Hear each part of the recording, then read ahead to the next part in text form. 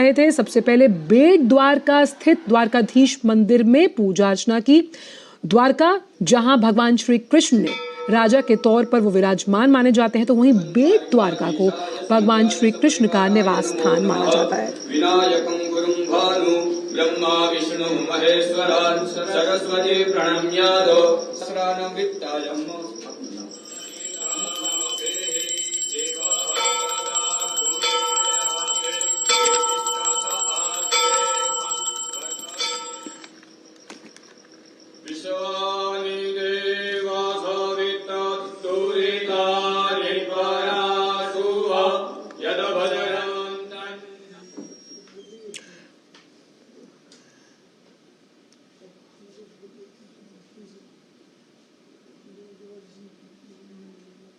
तो बेट द्वारका में पूजन अर्चन करते हुए नजर आ रहे हैं प्रधानमंत्री नरेंद्र मोदी। और हमारे साथ इस बड़ी खबर पर बात करने के लिए हमारे संवाददाता अश्विनी मिश्र भी जुड़े हुए हैं।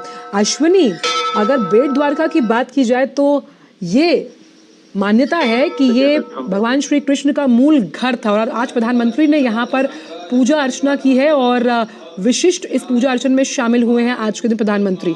और बेट द्वारका का दूसरा नाम बेट शंखोदरा भी माना जाता है।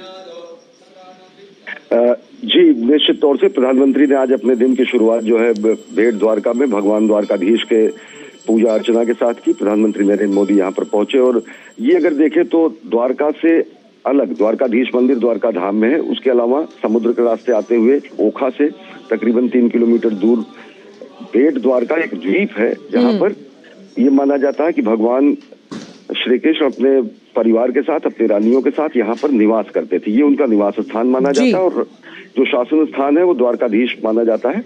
तो वहां पर प्रधानमंत्री नरेंद्र मोदी पहुंचे, उन्होंने पूजा अर्चना की और यहाँ पर ध्वजा वंदन की परंपरा है। परंपरागत तरीके से जो पूजा अर्चना की जाती है भगवान श्री कृष्ण की, यहाँ पर जो मूर्ति है वो बालू की मूर्ति मानी जाती है और ये माना जाता है कि माता रुक्मिणी ने ही अपने हाथों से इस मूर्ति को बनाया है।